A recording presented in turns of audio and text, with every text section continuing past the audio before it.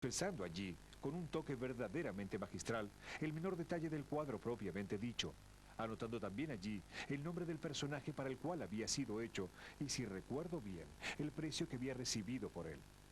Dio a este libro el nombre de Libro de Invenciones o Libro de la Verdad. Cuadro para Roma. Cuadro hecho para el excelentísimo señor príncipe Panfili. Cuadro hecho para el obispo de Montpellier. Claudio se servía también sin duda de su libro como de un registro temático y recombinaba los diversos elementos de sus cuadros precedentes para fabricar escenas nuevas. Así, sobre el tema del puerto, se conocen diversas variantes. El Liber Veritatis o Libro de la Verdad está hoy en día en el Museo Británico. Los dibujos han sido separados de su encuadernación para una mejor conservación. El puerto en el sol poniente lleva el número 14 y él sucede a otro, la fiesta aldeana, que es su pareja.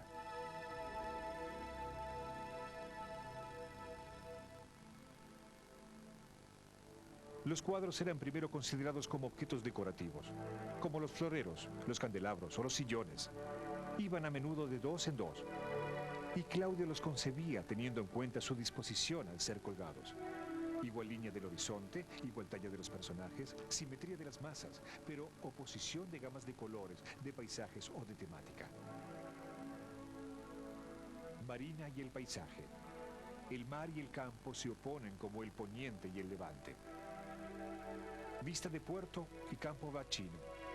Aquí el mar y el campo se oponen como los paisajes de la Roma moderna y los de la Roma antigua. Embarque de Cleopatra en Tarso y David consagrado rey por Samuel. La historia antigua es opuesta al Antiguo Testamento. La pareja del puerto era el paisaje con danza de aldeanos. En este par de cuadros, el pintor opone el campo y el mar, los aldeanos a la gente de la ciudad, la mañana al anochecer, los tonos fríos a los tonos cálidos. Las grandes masas, árboles o arquitecturas están dispuestas sobre costados opuestos, lo que provoca una asimetría cualquiera sea la forma en que los cuadros sean colgados. Las 3/4 partes de los cuadros pintados por Claudio han sido pares. Existen dos versiones del puerto al sol poniente. Una, pintada en 1637, se encuentra en la colección del duque de Northumberland, en el castillo de Alnwick, en Gran Bretaña. El otro pertenece a las colecciones del Louvre. Pasando de la primera a la segunda, Claudio transforma numerosos detalles. Suprime el árbol, reduce la puerta, hace deslizar el edificio grande detrás del pequeño. Pasa de un cielo cargado de nubes negras y de lluvia a un cielo casi despejado donde planean aves. Cambia el sentido del viento que soplaba hacia el mar y sopla ahora hacia la tierra, acentuando la fuerza de las olas. Ubica al sol más al centro y más arriba, pero el reloj que marcaba las 5 marca ahora las 7. Este detalle puede significar que la estación ha cambiado, que se ha pasado del otoño a la primavera. En fin, personajes, barcos y siluetas son mucho más pequeños en la versión del Louvre, lo que vuelve la perspectiva más profunda. Los dos cuadros, en fin, difieren por los emblemas que portan los pabellones y los escudos.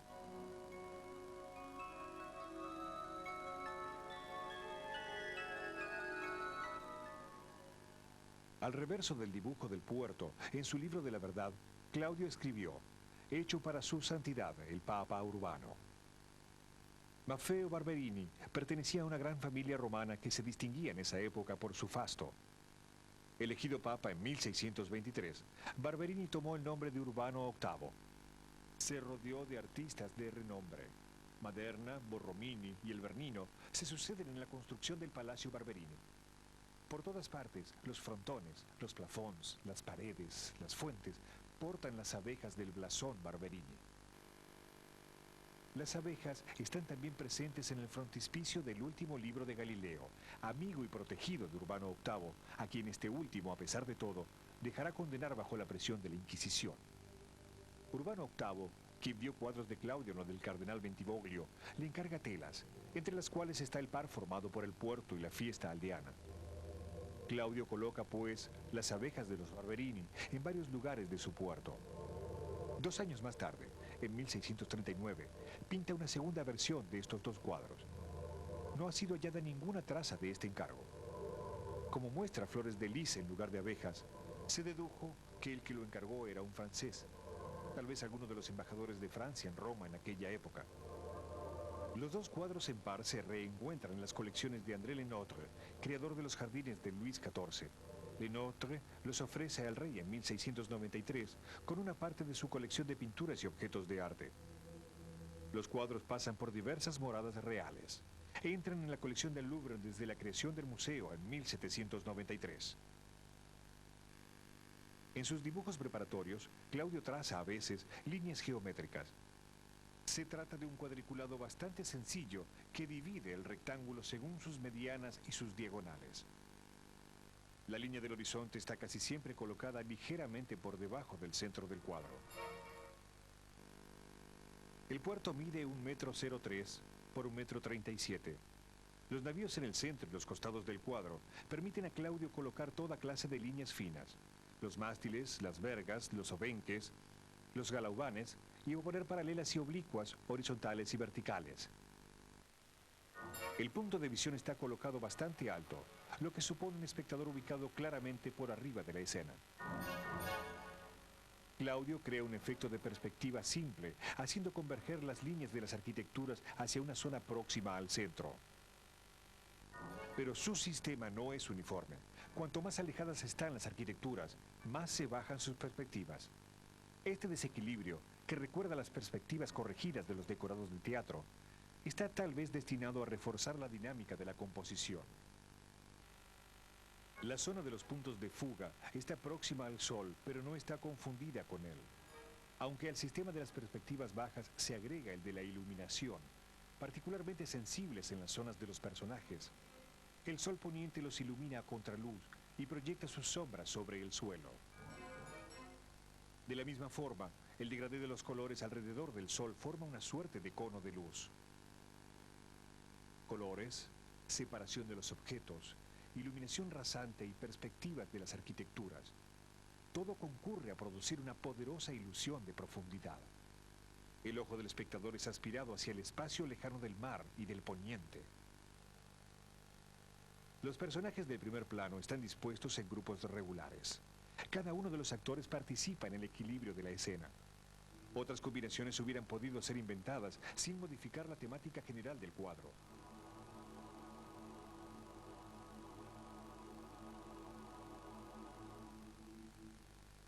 Claudio se sirve del cielo y el mar como si se tratara de un telón de fondo en el teatro.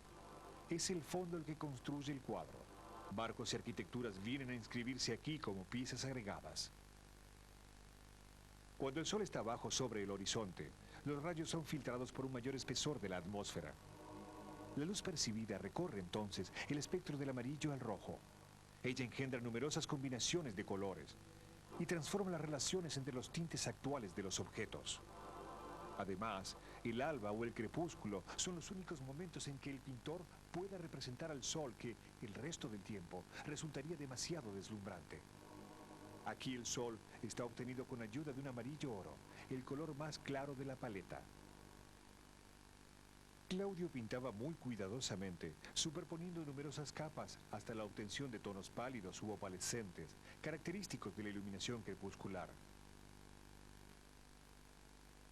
La ilusión de profundidad es así reforzada por la diferencia de saturación entre los planos sucesivos. Los personajes del primer plano están tratados en colores más vivos y con sombras más brutales que los personajes del plano posterior. En el interior de este sistema de colores, algunas pinceladas más saturadas contrastan con el resto del cuadro. El azul del vestido de la mujer se opone al dominante malva y naranja del conjunto. Claudio pasa casi toda su vida en Roma. Es vecino y amigo de Poussin. Comparte con él muchos temas: el paisaje, los elementos naturales, las escenas mitológicas.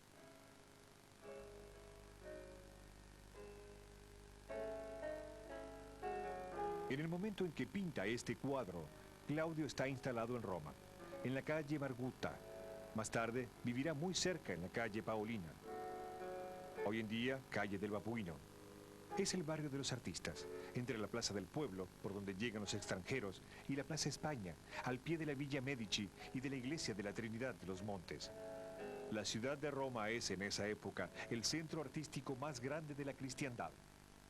Las ruinas de los monumentos de la antigüedad afloran por todas partes. A medida que eran ejecutados grandes trabajos de urbanismo, se descubrían bajo tierra los tesoros de las colecciones de los emperadores o de los patricios romanos. Pinturas, objetos, inscripciones, estatuas griegas, helenísticas o romanas. Ciertas obras tendrán una influencia decisiva. En los siglos XV y XVI, la ciudad se cubrió de iglesias, de palacios, de puentes. Claudio inventa paisajes imaginarios, pero coloca allí elementos que observa en Roma o en los campos vecinos. En un cuadro, inserta la plaza del Capitolio, dibujada por Miguel Ángel un siglo antes. En otro, ubica la Villa Medici, situada justo arriba del barrio en que él habita. El puerto en el sol poniente no escapa a este tipo de composición. Las fortificaciones portuarias, a lo lejos, recuerdan las murallas de Roma y la tumba de Cecilia Metella sobre la Vía Apia, que Claudio dibuja varias veces. Las torres cuadradas evocan los numerosos campaniles de la ciudad. El perfil del faro recuerda al de Genes, pintado por Claudio. El frontón triangular se encuentra en Santa María del Pueblo o en San Luis de los Franceses. El reloj con una sola manecilla es de un modelo corriente en la época, todavía visible hoy en día en la Trinidad de los Montes. La Gran Villa misma es una composición. Los 5 arcos de la galería son los de la Villa Farnesina, una bella morada construida sobre la orilla derecha del Tíber, no lejos del Vaticano,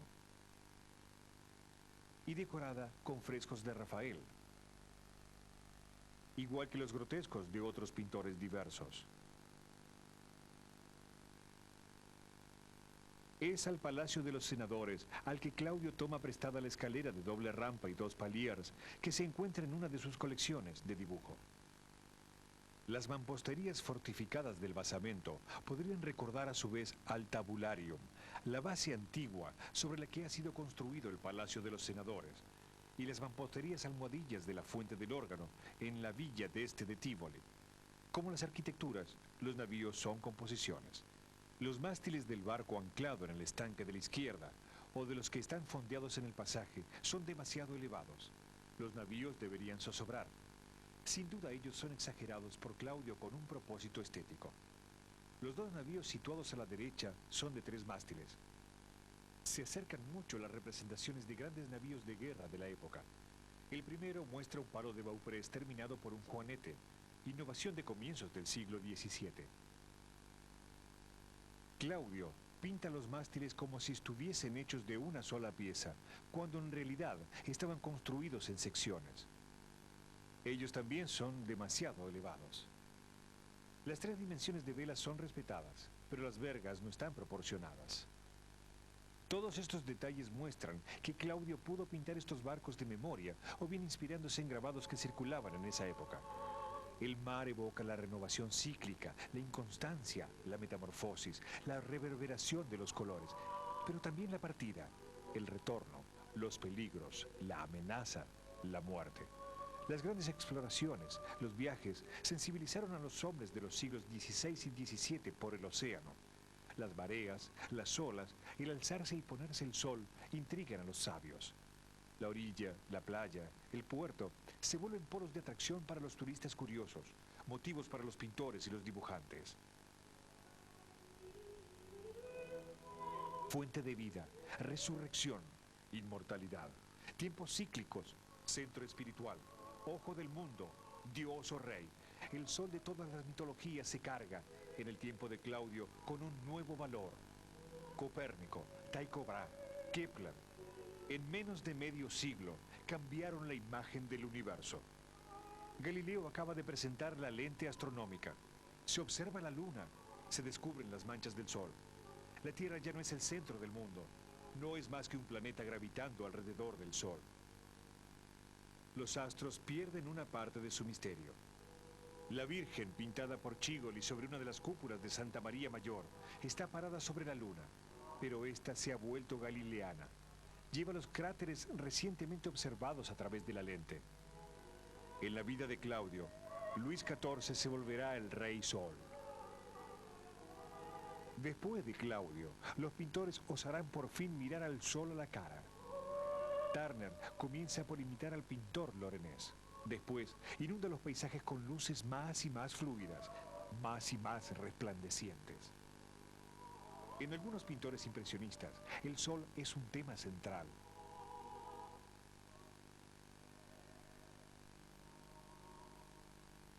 Al mismo tiempo, la caída del sol se vuelve rápidamente un estereotipo, la pintura exótica, el afiche turístico o político, la fotografía pintada, la tarjeta postal. La pintura, arte del espacio, es en esa época a menudo comparada con la música, arte del tiempo. Instrumentos de música y escenas de danza abundan en los cuadros de Claudio. La danza y la música reflejan el orden del universo y hasta imitan, según una creencia muy antigua y muy de moda en el Renacimiento, el orden de las estrellas y de los planetas. La escena figurada por la fiesta aldeana podría evocar al matrimonio del roble, una fiesta del calendario italiano, celebrada todos los años en mayo. En un cuadro pastoral, la gente de la ciudad se une a la del campo para bailar. En el puerto, el grupo formado por el músico y sus oyentes sirve de contrapunto apacible a los otros grupos del primer plano, donde se grita, se llama, se pelea.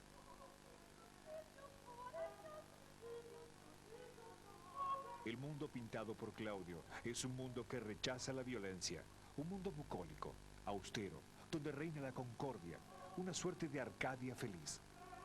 Es un tema que él comparte con su amigo Poussin.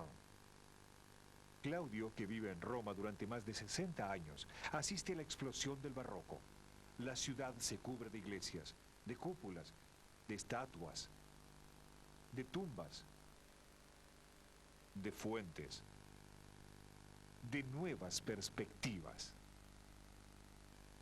En sus telas, el pintor permanece fiel a las arquitecturas clásicas, las de la antigüedad romana o las del Renacimiento. Inspirándose en la Villa Medici, despoja también la fachada de esos ornamentos, demasiado numerosos para su gusto. Pero la estética barroca influencia tal vez al pintor de otra manera.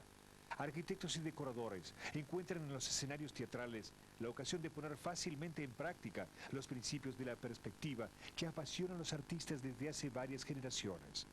En Roma, ciudad donde el teatro fue largamente prohibido por la Iglesia, los Barberini son los primeros en construir una gran sala de espectáculos en su palacio, cuyas maquinarias y decorados son, con frecuencia, considerables.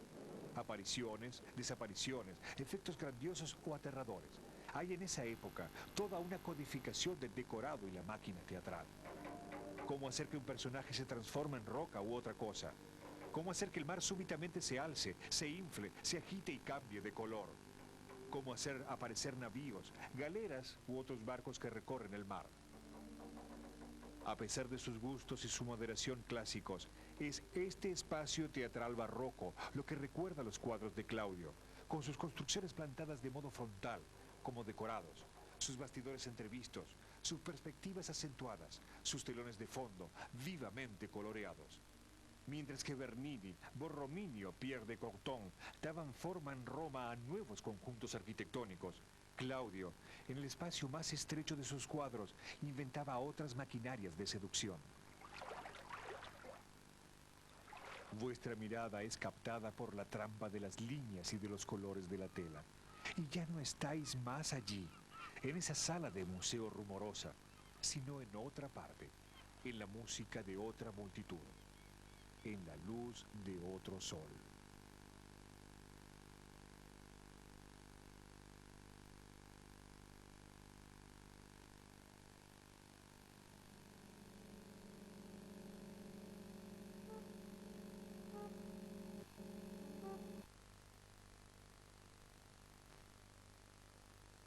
Paletas.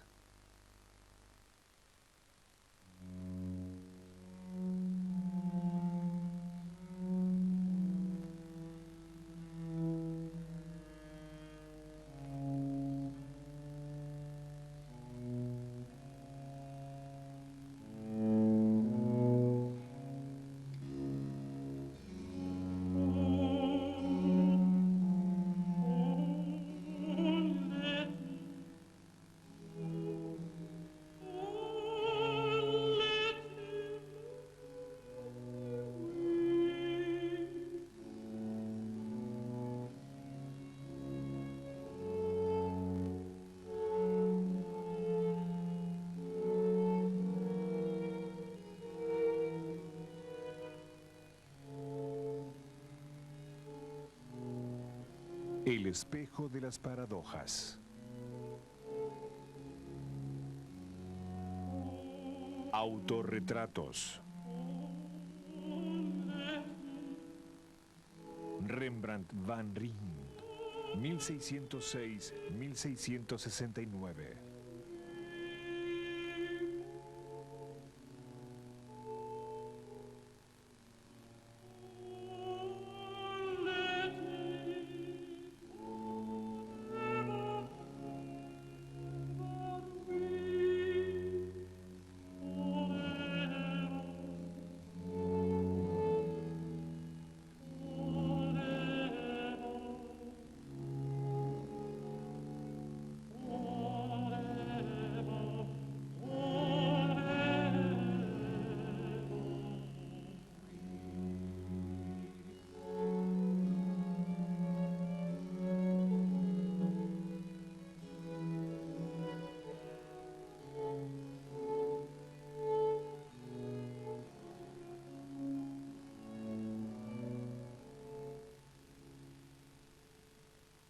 (1428) Masaccio pinta escenas de la vida de San Pedro para la Capilla Brancacci en Santa María del Carmine de Florencia. Él se muestra entre los asistentes al sermón de Pedro. Su biógrafo, el pintor Giorgio Vasari, reporta que el retrato fue ejecutado con ayuda de un espejo. Medio siglo más tarde, en una epifanía en la que da a los Reyes Magos los rasgos de la familia Medici, Botticelli aparece al borde de la escena. En la misma época, Durero se pinta en el centro del martirio de los 10.000 cristianos, o sobre el borde de la adoración de la Santa Trinidad. También se toma como sujeto único. En un siglo, el pintor artesano anónimo se ha tornado en un personaje que trata con príncipes, que osa representarse como ellos y que firma sus obras. En el siglo XVI, el autorretrato se vuelve un género completamente aparte. Rafael, Parmesano, Tiziano, Tintoretto. En Rembrandt, el autorretrato será una actividad constante. Desde la edad de 20 años hasta su muerte, a los 63, el pintor dibuja, graba y pinta su propio rostro alrededor de unas 100 veces.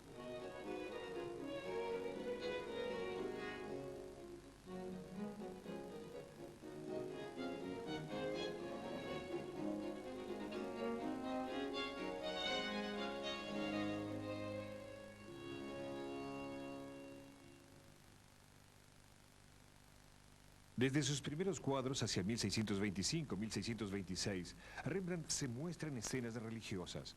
En la lapidación de Saint-Étienne se representa entre la multitud al lado de su amigo, el pintor Jean Livan, o realiza una escena no identificada según la historia antigua o el Antiguo Testamento, detrás del cetro del rey, el joven Rembrandt. Más tarde, establecido en Ámsterdam y rápidamente célebre, se pinta con su joven esposa Saskia en traje renacentista. Alza su vaso riendo ante una mesa servida.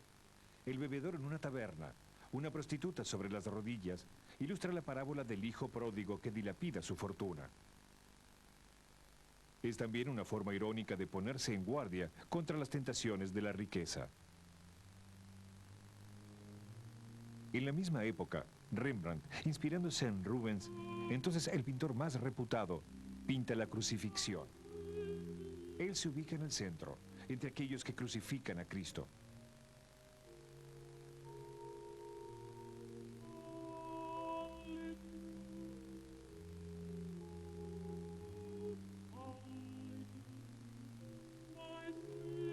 La pintura de Rembrandt germina y se desarrolla en un mundo marcado por las diferentes religiones del libro.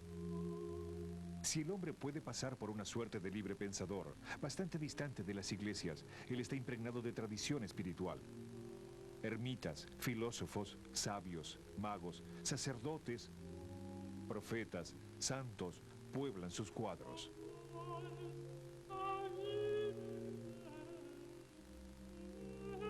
En paralelo a esas cohortes de personajes meditativos, el pintor se representa en toda suerte de trajes y de poses, pero en una luz particular, que copia de Caravaggio, y a la que da un sentido nuevo. Rembrandt se sirve del claroscuro para sugerir más bien la intensidad emocional, la revelación, la meditación.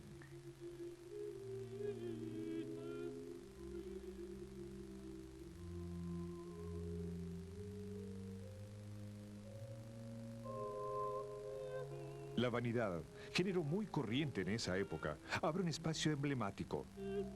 Los objetos están dispuestos de modo que crean una suerte de moraleja, una cadena de meditación permanente.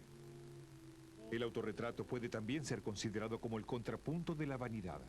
El espejo, que figura con frecuencia en las vanidades, es lo que vuelve posible al retrato.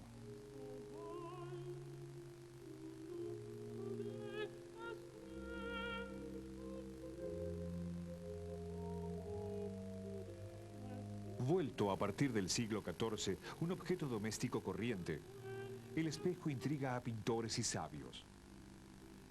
Los hombres de ciencia descubren en él las paradojas de la simetría y del infinito. Los pintores, las paradojas de la representación y de la mirada reflejada. Un pintor austríaco, Johannes Gumb, contemporáneo de Rembrandt, revela el dispositivo. El pintor está ubicado a la vez en el eje del espejo y en el de la tela. Para observar su propio reflejo, debe entonces girar regularmente la cabeza o los ojos, y es así como Gumb se pinta. El perro y el gato que se amenazan están allí, quizá, para recordar que la mirada, poco a poco elaborada por el pintor, es el producto de un largo combate. De allí, la frecuente tensión que se percibe en los autorretratos. La tela, a su vez, se vuelve como un espejo y el espectador tendrá la impresión de tener la mirada del pintor fijada sobre sí.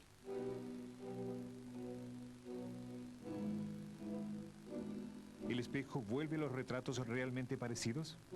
Rembrandt ha sido representado varias veces por sus alumnos, hasta el punto que esas telas le han sido atribuidas durante largo tiempo. El rostro visto por otros está muy próximo a aquel que muestran los autorretratos de su mano. Pero no es exactamente semejante, pues, otra paradoja, la imagen reflejada está invertida. El lado izquierdo, pintado tal cual es, de hecho, percibido por el espectador como el lado derecho de un rostro que lo enfrentara. Siendo los rostros rara vez simétricos, la imagen del autorretrato es engañosa. Si el pintor se muestra trabajando, debe enfrentar otra consecuencia de esta paradoja. En los diestros, la paleta y el apoyamanos son sostenidos en la mano izquierda y es la derecha la que maneja el pincel.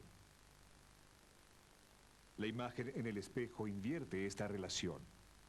Los pintores clásicos debían entonces hacer trampas para transformar su mano izquierda en mano derecha. La radiografía de un autorretrato en la Galería Nacional de Londres muestra que Rembrandt se pintó primero tal como se veía. Pero el pintor prefirió después borrar los instrumentos antes que parecer zurdo. Más tarde, los pintores no tendrán ya esa preocupación del camuflaje. David, después Manet, Van Gogh o Cézanne se pintan tal como se ven. Su mano izquierda se vuelve una mano derecha que sostiene una paleta. Las fotografías prueban que Cézanne era bien diestro. Caillebotte, en un autorretrato, expone el decorado tal como éste se refleja en un espejo. Él parece, pues, pintar con la mano izquierda. Y el molino de la Galette de Renoir, que él posee, es visto también al revés. En los autorretratos de Rembrandt, el rostro vuelto hacia el espectador está iluminado del lado izquierdo. Dos excepciones, el autorretrato de Washington y el de Colonia. Esta disposición del taller del pintor, trabajando frente a un sujeto iluminado por la izquierda, es la más frecuente. El pintor diestro puede distribuir sus pinceladas teniendo siempre la luz del lado bueno del pincel. Él ve así siempre lo que hace, sin ser molestado por la sombra hecha por su mano. Y como su modelo está iluminado por la misma fuente de luz, hay una relación directa entre las modulaciones de la imagen y los gestos del pintor. En el grabado, el principio es el mismo.